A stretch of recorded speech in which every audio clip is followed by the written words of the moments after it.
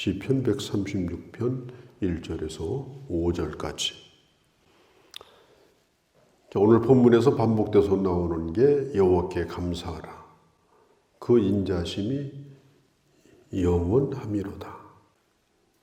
우리가 지금 대단히 어려운 시기를 살고 있습니다. 우리가 들리는 소식을 들어보면 뉴스도 그렇고 또 지면에 나오는 신문을 기사를 봐도 그렇고 온라인상에 떠도는 소문도 그렇고 그 어떤 것도 우리에게 어떤 희망을 주는 그런 뉴스가 없습니다. 사람들이 어떻게 저렇게 뻔뻔할 수 있을까? 어떻게 저렇게 나라를 생각하지 않고 저렇게 자기 당리당략과 이심에 빠져서 저렇게 희낙나갈까? 우리가 이런 불만의 마음을 가지고 시편 136편을 읽으신다면 그건 아무런 의미가 없습니다. 시편 136편을 그런 마음을 품고 읽은들 무슨 소용이 있겠습니까? 이 시편이 우리의 것이 되어야 우리는 이 고백을 할 수가 있는 거예요. 그러함에도 불구하고 우리는 하나님의 기적 가운데서 이제까지 살아왔고 또 지금도 살아있고 또 살 것입니다. 그리고 또 한 가지 생각해 보면 지금 이렇게 힘들고 어려울 때이기 때문에 이때야말로 예수를 잘 믿을 때다. 이때야말로 예수를 잘 믿어볼 때다. 진짜 나게 예수를 잘 믿어야 되겠다. 진짜 신앙생활을 잘 해야 되겠다. 이렇게 소망이 없는 시대에 내가 다른 것은 내가 어떻게 할 수 없어도 내가 예수 잘 믿는 건 내가 할 수가 있다. 좀 더 주님께 가까이 가자. 하나님의 말씀을 따라서 한번 살아보자. 나는 하나님의 기적을 믿는다. 그런 마음으로 더 주님께 가까이 갈 기회가 바로 저는 지금이라고 생각합니다. 지금 계속해서 하나님의 인자하심을 드러내고 또 계속해서 지금 감사하라고 말하고 있습니다. 하나님은 인자하시다. 하나님은 선하시다. 하나님이 하시는 일은 언제나 틀림이 없다. 그렇기 때문에 나는 감사한다. 그러면 우리는 시편 136편의 말씀을 이렇게 부지런히 읽기만 해야 되냐? 시편 136편, 나의 시편을 한번 써볼 필요도 있다고 생각합니다. 여러분들이 한 주간 동안 한번 생각을 해보세요. 나에게 감사한 것이 뭔가? 아마 100가지를 찾는 데는 어려울 수도 있고 쉬울 수도 있어요. 나의 시편을 한번 기록을 해보세요. 나는 뭐가 감사한가? 하나님의 인자하심이 내게 어떻게 임했는가? 구체적으로 생각하고 그 다음에 구체적으로 기록을 해서 내 시편 136편을 한번 적어보자. 좋은 기회가 아니겠습니까? 한번 꼭 해보시기를 바랍니다. 오늘 이 시편 136편의 형식은 제사장이나 예배 인도자가 선창을 하고 그 다음에 뒤에 받아가지고 응답을 하고 그러니까 선창을 하고 또 화답하고 이런 형식으로 지금 쓰여져 있어요. 그러니까 우리나라 민요로 치면 쾌지나 칭칭란에 이런 형식입니다. 쾌지나 칭칭란에 또 뭐뭐뭐뭐 그 다음에 쾌지나 칭칭란에 이렇게 반복해서 주고받으면서 진행이 되는 이 형식을 가지고 있습니다. 이제 그러면서 점점 소리가 줄어드는 것이 아니라 그 톤이 점점 높아집니다. 톤이 높아집니다. 점점 더 충만해집니다. 점점 더 풍성해집니다.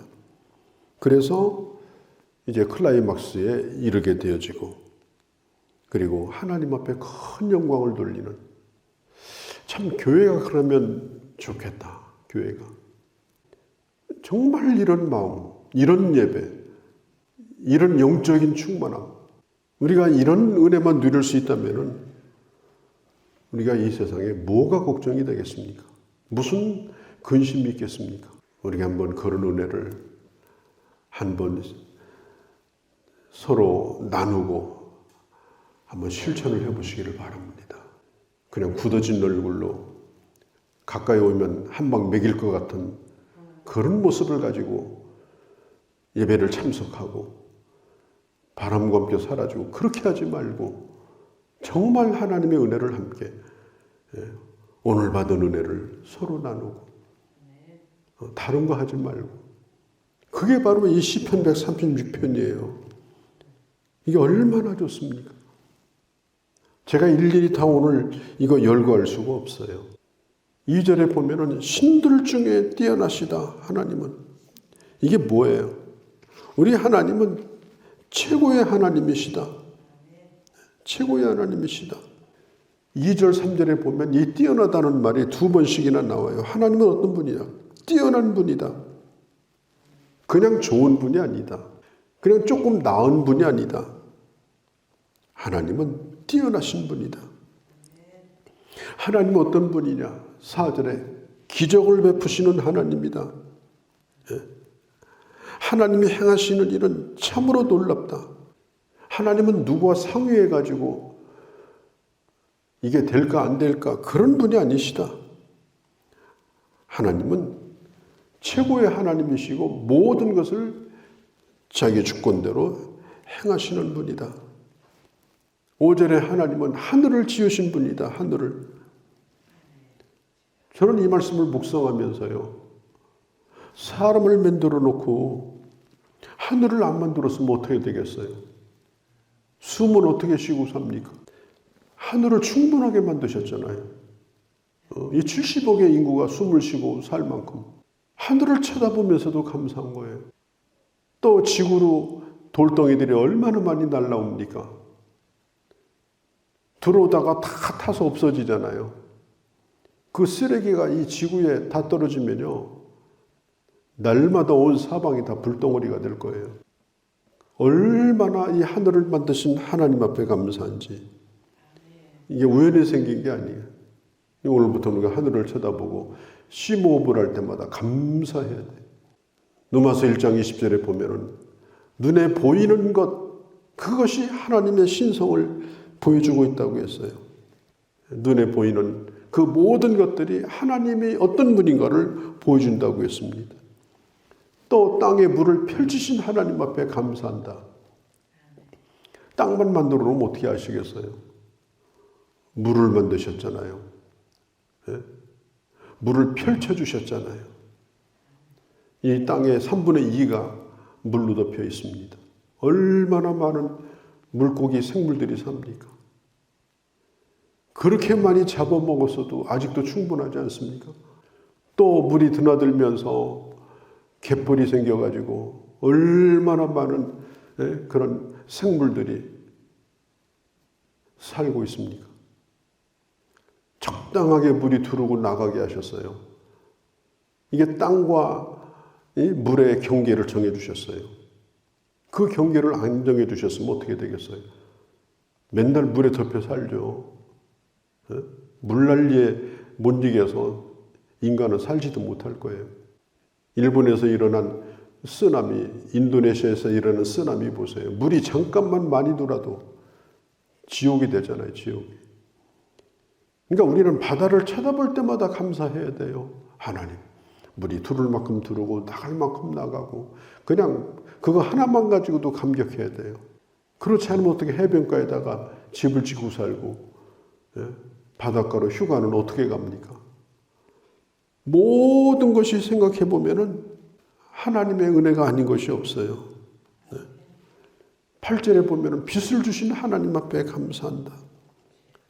빛을 주신 하나님. 해로 낮을 주관하게 하셨다.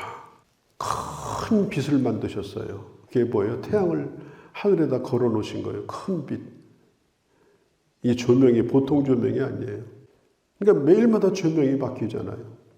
구름빛 날은 어둡고 구름이 없는 날은 밝고 아침에는 또 혼하고, 예? 또 으슴푸레하기도 하고, 그늘도 있고 빛도 있고. 이게요, 가만히 생각해 보세요.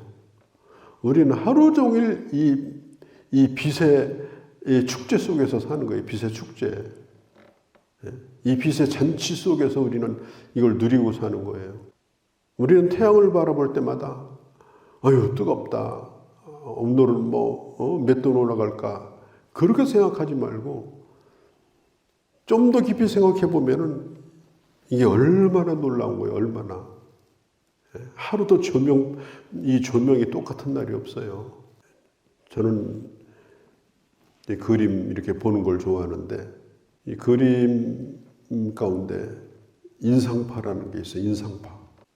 그래서 가만히 보면 이 빛을 보면은 아름다운 거예요.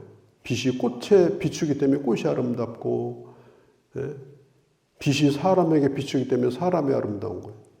그래서 그 빛을 느끼게 해주는 그림을 저는 좋아하는데, 그런 그림이 필요 있겠습니까? 온 이 눈으로 보는 모든 것이 하나님의 축복이 아닙니까?